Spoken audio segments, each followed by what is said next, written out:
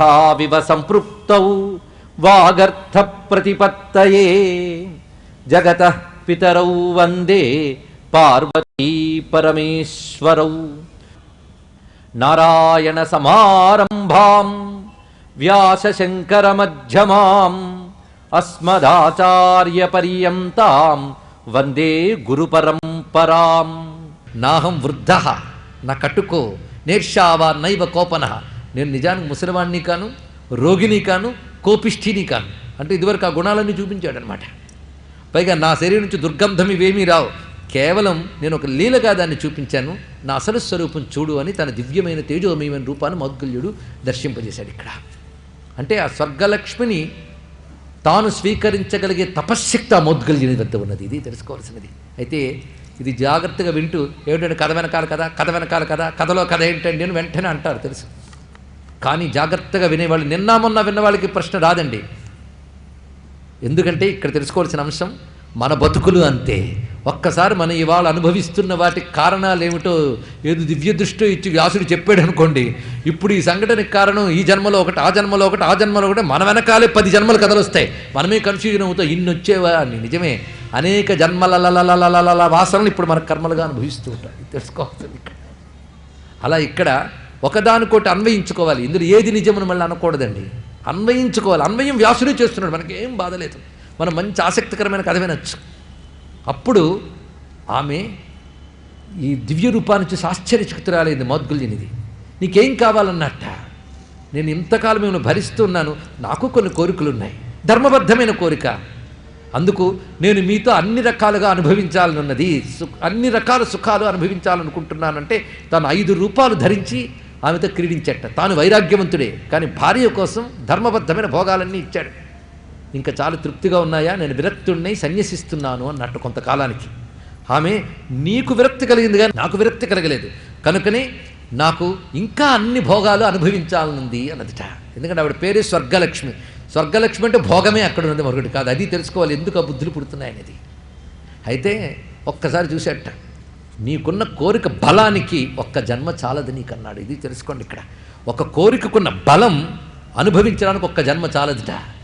ఇది బాగా చదువుకున్న వాడికి డిగ్రీల మీద డిగ్రీలు ఇచ్చి వాడికి ఇంకా ఇవ్వాల్సినవి ఎక్కువ బెనిఫిట్స్ ఇస్తారు కదండి, ఎందుకంటే బాగా చదివాడు అనమాట. అలా కొన్ని కర్మలు కోరికలు బలంగా ఉంటే ఒక్క జన్మ చాలదు తీరడానికి. ఆ తీవ్రత బట్టి, కోరిక యొక్క తీవ్రత బట్టి కొన్ని జన్మలు అందాల్సి వస్తుంది. నీకు ఇంత భోగము లభించినా ఇంకా నీకు తీవ్రత తీరలేదు కనుక నువ్వు మరొక జన్మ ఎత్తుతావు అని చెప్పాడు ఇక్కడ. ఆయన వైరాగ్యవంతుడై మునిగా వెళ్ళిపోయాడు. ఇది శాపం అంటామా లేదా భవిష్యత్తును సూచించాడంటామా? మొత్తానికి ఆ తల్లి అతను వెళ్ళాక ఇంకా తాను ఆ భోగములు లేక దుఃఖిస్తూ భోగానుభవం కోసం తపస్సు చేసిందట. ఎవరిని ఉద్దేశించి? శివుని ఉద్దేశించి తపస్సు చేసింది. భవిష్యతి పరంజన్మ తపస్సు చేస్తే పరమేశ్వరుడు వచ్చాడు. ఇంకెంత భోగలాలస తీవ్రంగా ఉన్నది అంటే ఆవిడ అడిగింది ఒకటే మాట, ఏమిటి? నాకు భర్త కావాలి, భర్త కావాలి, భర్త కావాలి, భర్త కావాలని 5 మార్లు అందుటండి. 5 మార్లు అనగానే ఆయన మందహాసం చేసి భద్రే పతయ పంచ విశ్రుతాహ, నీకు 5 పతులు లభిస్తారు సుమా అన్నాడు. చూసారా, మొదటి జన్మలో ఆయన 5 రూపాయలై తాను అక్కడ విహరించడం, అది వాసనాప్రాయంగా మిగిలి ఉండడం చేత కోరిక నాకు పతి కావాలని 5 మార్లు వచ్చింది. జీవుడికి తెలియకుండా పలికింది, శంకరుడికి తెలిసింది. పైగా వెంటనే మందిట ఎలా అవుతుందయ్యా ఇది?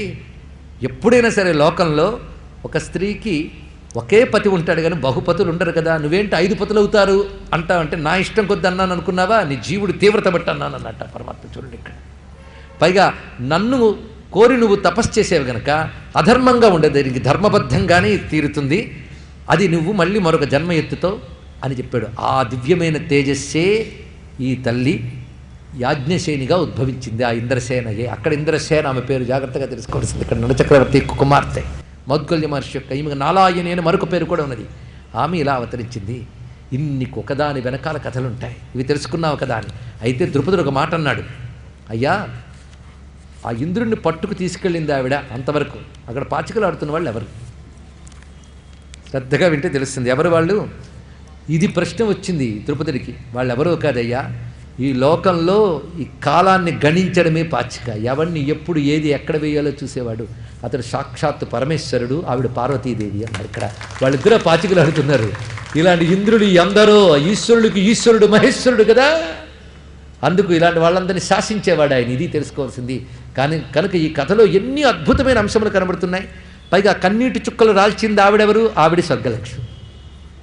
ఆ స్వర్గలక్ష్మి పట్టుకెళ్ళింది ఇంద్రుణ్ణి. కనుక స్వర్గలక్ష్మే ద్రౌపది అయింది. అంటే ఇంద్రసేనగా ఉన్న స్వర్గలక్ష్మి మళ్ళీ దివ్యస్వరూపం చూపించి ఇంద్రుణ్ణి కూడా తీసుకెళ్ళింది. అట్లా లాగేటట్టు చేశాడు ఈశ్వరుడు, పరమేశ్వరుడు. అంటే ఎవడికి ఎప్పుడు ఏ లక్ష్మి దక్కాలో నిర్ణయించేది ఆయన. వీడి కర్మ కొద్దీ వీడికి ఇప్పుడు కావాలని పరమేశ్వరుడు ఇస్తాడు. పరమేశ్వరుడు దయ కొద్దీ నా కర్మ కొద్దీ వచ్చింది అనుకోకుండా మిడిసిపడతాడు వాడు. మిడిసిపెట్టినప్పుడు ఒక ముట్టుగా పెడతాడు ఆయన అంతే పరమాత్మ. ఇది జరిగినటువంటి అంశం. అంతేకాదు అక్కడ శివుడు ఒక మాట చెప్తాడు. ఏమనంటే ఈ ప్రణాళిక అంతా నేను వాసుదేవుడు కలిసి వేసినది అన్నాడు. ఇంకేం చెప్తారు చూడండి, వాళ్ళిద్దరు కలిసే మొత్తం కథ. ఇంత దివ్యమైన ఆ నేపథ్య రచన చూడాలి. ఇది వారి వివాహానికి సంబంధించినటువంటి అంశము. ఎప్పుడైతే ఈ విషయం అంతా విన్నాడో అంగీకరించి ఒక మాట అన్నాడండి మహానుభావుడు. ఈశ్వరు వచనాన్ని కాదనగలిగే శక్తి నాకుందా అన్నట్టు ద్రౌపదుడు ఒకటే మాట. సాక్షాత్ ఈశ్వరుడు చెప్పాడు మీకు పంచపతలవుతారు, నీకేం చెప్పగలం? పైగా నువ్వు వ్యాసుడువు, అంటే వ్యాసుడు ధర్మశాస్త్రవేత్త ఇలా బోధించాడు. అప్పుడు ఇంకా పాణిగ్రహణం ప్రకటించి మరీ పాణిగ్రహణం చేయించారండి. పాణిగ్రహణం ఎలా జరుగుతుంది? లేనిపోని అవహేళన వాక్యాలు కూడా చాలామంది దీని మీద హాస్యాలు చేశారు. ఇలాంటి పుణ్యమూర్తుల మీద హాస్యాలు చేస్తే పుట్టగతులుండవు, తెలుసుకోండి ఇక్కడ. ఎందుకంటే అటు వ్యాసదేవుడు ఇటు వాసుదేవుడు కూడా నిర్ధారించిన తర్వాత ప్రశ్నించడానికి మనం ఎవరని చెప్పండి. ఇక్కడ లోకంలో ఒక మహా దుర్మార్గం మనం చూస్తూ ఉంటాం. ఎందుకంటే ఒక నిజానికి ఒక పుణ్యమూర్తి మీద అపనింద వస్తుంది. అపనింద వచ్చిన తర్వాత కేసులు వెళ్తాయి. చివరికి కోర్టు తీర్మానిస్తుంది అతనిది ఏం దోషం లేదని. అలా తీర్మానించినా ఇంకా విమర్శించే వాళ్ళు కొందరు ఉంటూ ఉంటారు. వాళ్ళ గతి ఏమిటయ్యా అంటే వాడికి ఈ జన్మలోనూ ఏ జన్మలోనూ ఆ మహాత్ములకి ఏవో కొన్ని పాపాలు ఉంటాయట. ఇప్పుడు వీళ్ళు పుణ్యజీవులే, ఏ పాపం లేకుండా ఉన్నారు వీళ్ళు. కానీ వీళ్ళ మీద నింద వేశారు కదా, ఈ నింద వేసిన వాళ్ళకి వీళ్ళ పూర్వజన్మ పాపానుభవం అంతా వాళ్ళకి వెళ్ళిపోతుంది అండి. అది తెలుసుకోవాల్సింది. అందుకే ఎప్పుడు కూడా మహాత్ముల మీద నోరు పారేసుకోవద్దు, ఇది తెలుసుకోవాల్సింది ఇక్కడ. అది అందుకు పాండవులను ఎందుకు దండం పెట్టాలంటే వాసుదేవుడు వ్యాసదేవుడు అక్కడ ఉన్నారు కనుక ఇది ఒక్కడు చాలు. ఇక్కడ ఉభయులకి కూడా నమే ద్వేష్యోస్తి కశ్చన అని భగవద్గీతలో స్వామి ప్రకటించాడు, మర్చిపోవద్దు. అందుకే భగవద్గీత బాగా దగ్గర చదువుకుని భారతం చదవండి, అది అర్థమవుతుంది ఇక్కడ. మొత్తానికి ఇప్పుడు పాణిగ్రహణ ముహూర్తం. అందరికీ కూడా కబుర్లు పంపించారు. కళ్యాణ మండపం సిద్ధమైంది.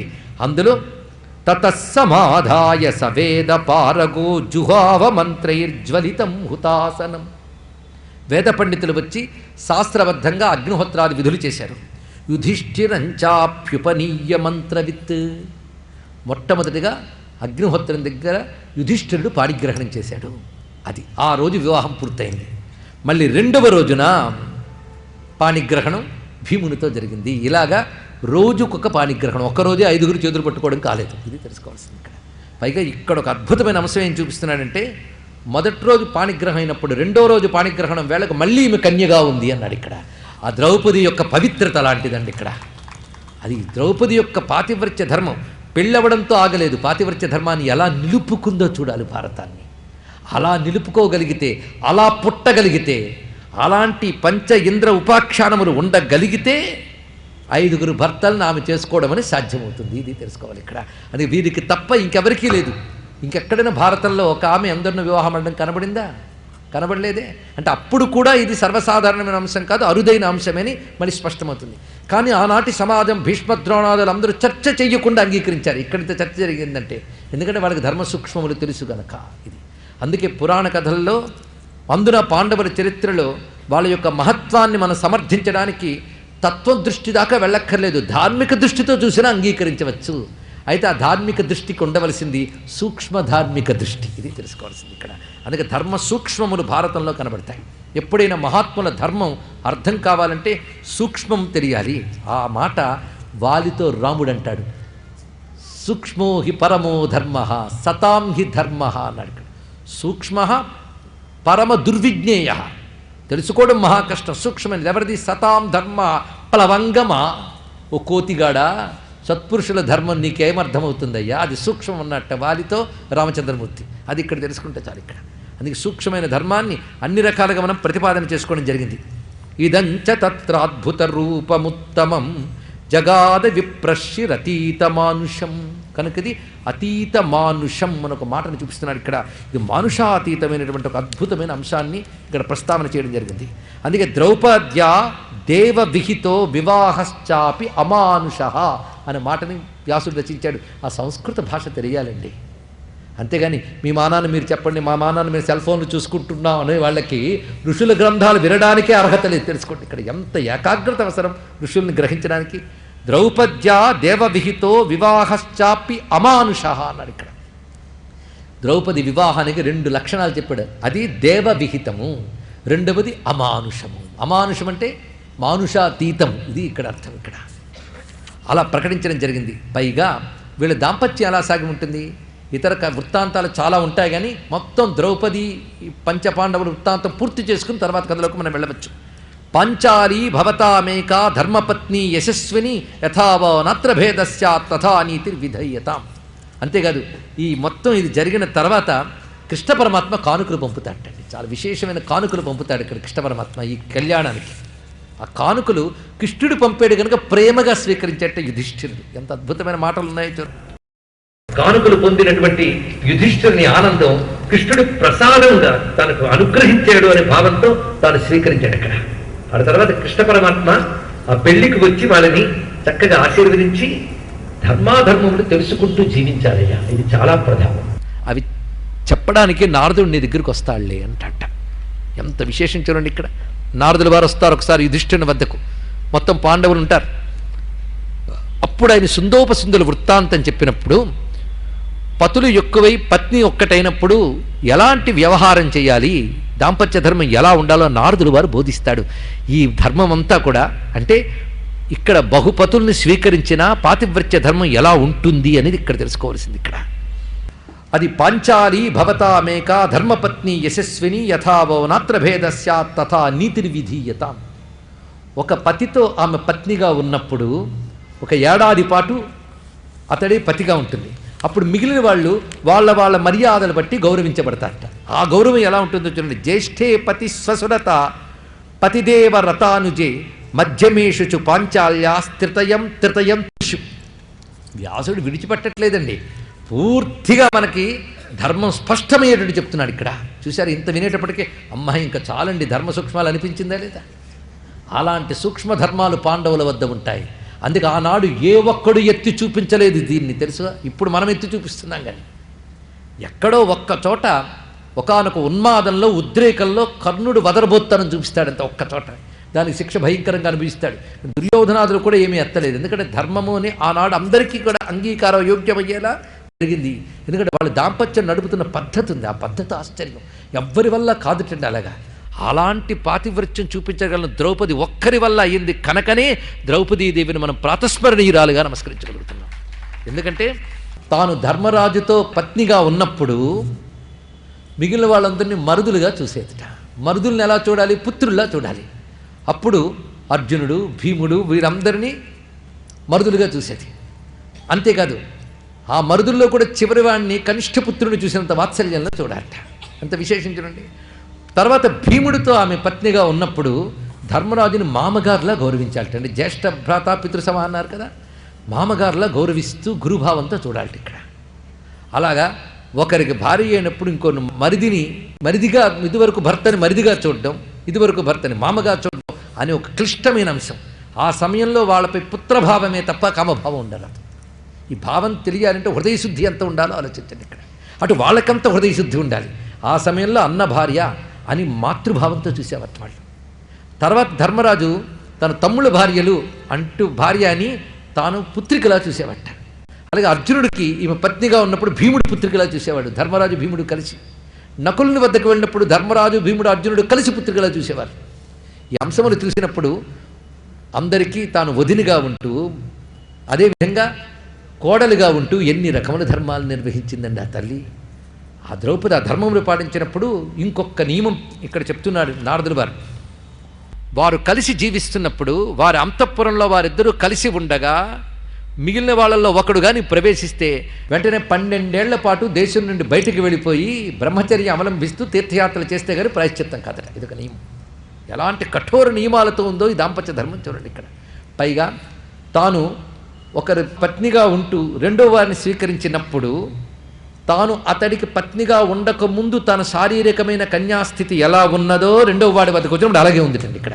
అంటే ఆ శరీరం ఎలాంటిది మీరు ఆలోచించండి ఇక్కడ. అందుకే అది అయోనిజయైన శరీరము, అగ్నిహోత్రుల నుంచి ఉద్భవించిన ఒకనొక శరీరము. శరీరమే దివ్యం. దివ్య శరీరము కలిగిన వారికి యోనిజములైన శరీరక వికార ధర్మములు వర్తించవు. ఇదొక రహస్యాంశం తెలుసుకోవాలి ఇక్కడ. ఈ విధంగా చూస్తే ఆమెకున్నటువంటి దివ్య శరీర లక్షణము కానీ ధర్మములు కానీ బహుపతులను కలిగినప్పుడు పాటించవలసినటువంటి ధర్మములు కానీ వేటిని ఆవిడ తప్పకుండా పాటించింది అంటే ద్రౌపది ఎట్టి పరిస్థితుల్లోనూ కూడాను ఇంకొక కోణంలో మనం ఆలోచించి దుష్టురాలుగా భావించవలసింది కాదు. ఇంత స్పష్టంగా చెప్పబడుతుంది. ఎంత స్పష్టమైన వివరణ చాలా చెప్పండి. ఇక్కడ ఎన్ని ధర్మశాస్త్రాలు ఎన్ని ప్రమాణాలు చూపించాడో ఇక్కడ చూడండి. ఇక్కడ ఇవన్నీ మూల గ్రంథం పట్టుకుని కొన్ని భాగాలను అన్నయ్య గారు మనకు అందించారు. ఇతర ధర్మశాస్త్రాలు చూడాలి. ఇంకొక అంశం ఇక్కడ చెప్పబడుతుంది. మార్కండేయ పురాణంలో ఈ కథ వస్తున్నది. ఇంద్రులు ఉన్నారని ఒక కథ చూపించాం. మార్కండేయ పురాణంలో ఒక మాట చెప్తాడు. ఈ ఇంద్రులు కూడా ఒక్కొక్క సమయంలో ఒక్కొక్క దోషం చేయడం వల్ల వాళ్ళల్లో ఇంద్ర తేజస్సు పడిపోయింది కిందకి.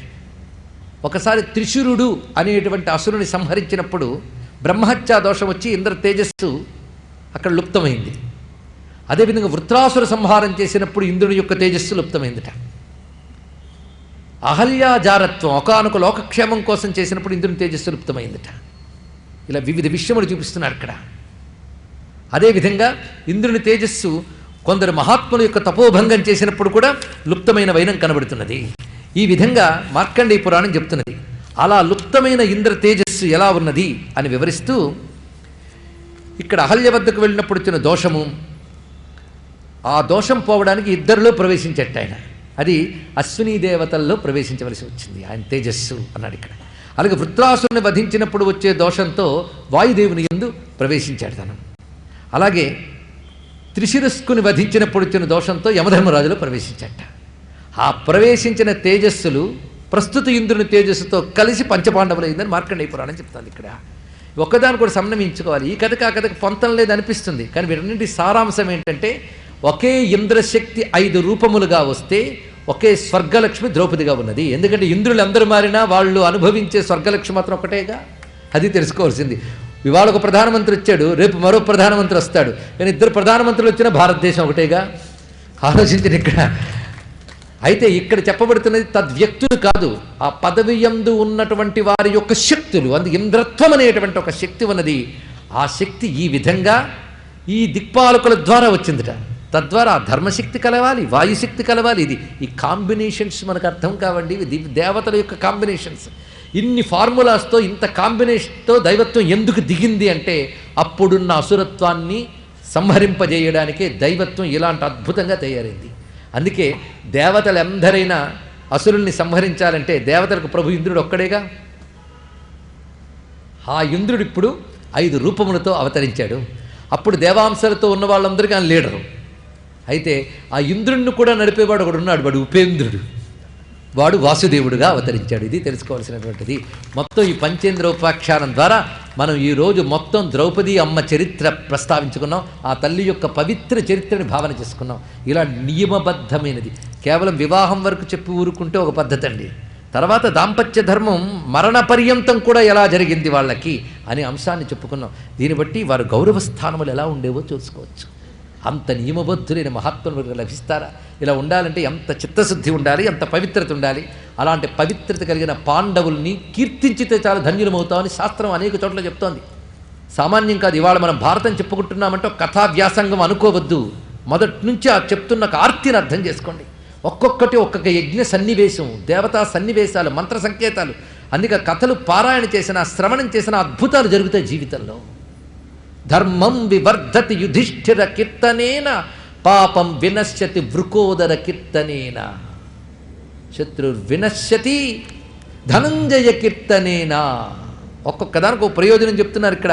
మాద్రీసుతో వాళ్ళని కీర్తిస్తే నశ్యంతి రోగాహ, ఒక్కొక్క దానికి చూపిస్తున్నాడు ఇక్కడ. యుధిష్ఠిరుని కీర్తిస్తే ధర్మం వివర్ధతి, ధర్మం పెరుగుతుంది రండి. అది పెద్ద ప్రయోజనం. ధర్మ బుద్ధి పెరగాలి, ధర్మం ఆచరించడానికి అవకాశం దొరకాలి. అందుకే ధర్మరాజుని కీర్తిస్తే, యుధిష్ఠిరుని కీర్తిస్తే ధర్మ వృద్ధి జరుగుతుంది. ఇక వృకోదరుడు ఎవరు? భీముడు. ఆయన్ని కీర్తిస్తే పాపం వినాశయతి. ఎంత అద్భుతం! అద్భుతమైన మాట అండి. దాన్ని బట్టి ఎంత గొప్పవాడు భీముడు చూడండి. ఆయన తలంచుకుంటే చాలా పాపాలు పోతాయట, అంత పవిత్ర చరిత్రుడు. ఇంకొక శ్లోకంలో చెప్తాడు బలం అన్నాడు ఇక్కడ. ఆయన్ని కీర్తిస్తే బలం వస్తుందని. ఏది నిజం? రెండు నిజం. పాపం పోతుంది, బలం వస్తుంది. చాలామందికి బలం వస్తుందని నచ్చుతుంది, పాపం పోతుందనే దానికంటే. ఎందుకంటే పాపపుణ్యాలు నమ్మేవాడేవాడు ఈ రోజుల్లో. పోనీ బలం కోసమైనా చేద్దాం అని పాపం పోగొడుతాడు, బలాన్ని ఇస్తాడు. ఎవడు? భీముడు. ఇంకో మూడో ఆయన ఉన్నాడే, అతను శత్రునాశనం చేస్తాడు. పైరు ధనంజయుడు ఆయన పేరు. ఆ కారణం చేత ఐశ్వర్య ప్రాప్తి కూడా. ప్రతిదానికి రెండు ప్రయోజనాలు చెప్తున్నామండి. ఇక మాద్రీసూతుల్ని స్మరిస్తే రోగాలు పోతాయట. ఎందుకు? అశ్విని దేవతలు వాళ్ళు, సామాన్యం కాదు ఇక్కడ. కనుకనే పాండవుల స్మరణ ఒక కథని చెప్పుకోవడం కాదు, ద్రౌపది స్మరణ ఒక పాత్ర గురించి చెప్పుకోవడం కాదు, దేవతల్ని ఉపాసించడమే వాళ్ళ కథ చెప్పుకోవడం. అందుకే నా భారతం ఒక్కడి చాలయ్యా మీ బ్రతుకులు బాగుపడడానికి వ్యాసుడు ఎందుకన్నాడో ఇప్పుడు అర్థం చేసుకోండి ఇక్కడ. అందుకే మొన్న మధ్య నైమిషారణ్యానికి వెళితే అక్కడ పంచపాండవుల మందిరం, మరొక చోట ద్రౌపదీదేవి మందిరం. ఎక్కడ? అక్కడ హిమోత్పర్వత ప్రాంతంలో పాండవుల మందిరం. భారతదేశంలో తిరగండి, మన తెలుగునాట తిరిగితే పాండవుల కోన అదొక పేరు, ద్రౌపదీదేవికి మందిరం. ఎక్కడికి వెళ్ళినా ఈ దేశంలో పాండవులు, ద్రౌపది, రాముడు, సీత వీళ్ళ స్పర్శ లేకుండా భారతదేశం లేదండి. ఇది ఆలోచించండి ఇక్కడ. ఆ పుణ్యమూర్తులు దేవతలుగా మన చేత కొలుచుకోబడుతున్నారు. ఆ కేదార్నాథుడి దగ్గరికి వెళ్తే కథ అక్కడ. ఆ కథ ఎంత మేరకు వాస్తవం అంటే జ్యోతిర్లింగంగా వచ్చాడు, కానీ అక్కడ కూడా పాండవులతో అనుబంధం పెడితే ఒక తృప్తి. ఎందుకంటే ఆ పాండవుల అనుబంధాన్ని మనం తెలుసుకున్నప్పుడు ఇంద్రశక్తిని, త్రిలోకాలని అనుశాసించే ఇంద్రరూపమైన శక్తిని, పైగా అర్జునుడు ఉన్నాడే, ఈయనకి చాలా స్పెషాలిటీ. ఆయన అప్పుడున్న ఇంద్రుడి యొక్క తేజస్సుతో పాటు నారాయణ యొక్క అంశావతారమైన నరుడు తేజస్సు కూడా అందులో కలిసింది. మహానుభావుడు ఈయనండి, సామాన్యుడు కాడు. అందుకే పైగా ఒక్కొక్కరిలో కాంబినేషన్స్ కలవాలి, అదొకటి ఉన్నది. ఇంద్ర తేజస్సు యముడు శక్తితో కలిస్తే ధర్మరాజు అయ్యాడు, ఇంద్ర తేజస్సు వాయుశక్తి కలిస్తే భీముడు అయ్యాడు, ఇంద్రశక్తి ఇంద్ర తేజస్సుగా వస్తే అర్జునుడు అవుతాడు. మరొకటి కలవాలిగా కాంబినేషన్ అది. అశ్విని దేవతలు ఇంద్ర తేజస్సుతో కలిస్తే మన నకులు సహదేవులు అయ్యారు. పాపం అర్జునుడు ఒక్కడే ఇంద్ర తేజస్సు ఒక్కడైపోయాడు. మరి ఆయనకి రెండవది కలవాలి. ఆ కలిసింది నారాయణ తేజస్సు కలిసింది. ఇది తెలుసుకోవాల్సింది ఇక్కడ. అందుకే అర్జునుడితో కలిసింది నారాయణ తేజస్సు అంశమాత్రంగా, అది నరుడు. పూర్ణమాత్రంగా నారాయణుడు, వాసుదేవుడు. కనుకనే ఈ మొత్తం కథ తెలుసుకుని మనం ధన్యులు అయిపోవాలి. ఇంతకంటే ఇంకేం కావాలి? కావలసింది ఇంకేముంది? ద్రుపద, ద్రౌపది. కొంచెం తాత్వికంగా ఒక చిన్న అన్వయం చేసుకుని సాధనాపరంగా తాత్వికంగా అన్వయించుకునే వాళ్ళకి బాగుంటాయి. ఈ ఐదేనయ్యా మన బతుకు అన్నట్ట. అవునా కదా? పంచభూతాలు ఎక్కడున్నాయో మీరు చెప్పండి నేను చెప్పాక. పంచ తన్మాత్రలు, పంచ ప్రాణాలు, పంచ జ్ఞానేంద్రియాలు, పంచ కర్మేంద్రియాలు. ఎన్నయ్యే? ఐదేగా. ఈ 5 అంటే ఎక్కువ అవునా కదా? 5ంటికి ఒకటే పత్ని. ఏంటో తెలుసా? బుద్ధి. అవునా లేదా? 5 ఉన్నాయి ఈ శరీరంలో. 5 ఉన్న శరీరానికి పత్ని ఒక్కరు, ఎవరు? బుద్ధి. అయింది కదా? కానీ ఈ బుద్ధిని, ఆ 5ంటిని నడిపేవాడు కూడా ఉన్నాడు. వాడే ఆత్మరూపుడైన నారాయణుడు. ఇది ఒక్కటి తెలుసుకోగలిగితే, ఇందులో అసుర బుద్ధులు ఆక్రమించకుండా జయం సాధించగలిగితే భారతం అంతా చెప్పబడింది. ఇది తాత్విక సమన్వయం, ఇది గ్రహించవచ్చు, తప్పేమీ లేదు. అందుకని ధార్మికంగా, తాత్వికంగా అనేక రకమైన దేవరహస్యాలతో కూడినటువంటి ద్రౌపది పాండవుల యొక్క కళ్యాణ గాథ ఎక్కడ చెప్పబడుతుందో అక్కడ దేవతల యొక్క అనుగ్రహం మనం పొందుతాం, నారాయణ యొక్క కృప లభిస్తుంది. కనుక ఈరోజు ఒక అద్భుతమైన రోజుగా మనం భావించవలసినదే. అందుకే వేద పురుషుని సన్మానించుకుని మనం కూర్చోగానే ద్రౌపదీదేవి ఉద్భవించిన వెంటనే దివ్యవృష్టి దేవతలు కురిపించారు. మళ్ళీ అందరినీ క్షేమంగా కూర్చోనిచ్చి ఇంత అద్భుతమైన గాథని చెప్పనిచ్చారు. అందుకు ఈ భవ్యమైనటువంటి ద్రౌపదీ పాండవుల దివ్య చరిత్రకు నమస్కరిస్తూ, స్మరణ మాత్రం చేతనే పవిత్రుల్ని చేస్తే ఆ తల్లికి, ఆ పాండవుల పాదాలకు నమస్కరిస్తూ, వాళ్ళ వెనక ఉంటూ వాళ్ళ సరస్వమైన నడిపించిన కృష్ణ పరమాత్మకు నమస్కరిస్తూ స్వస్తి.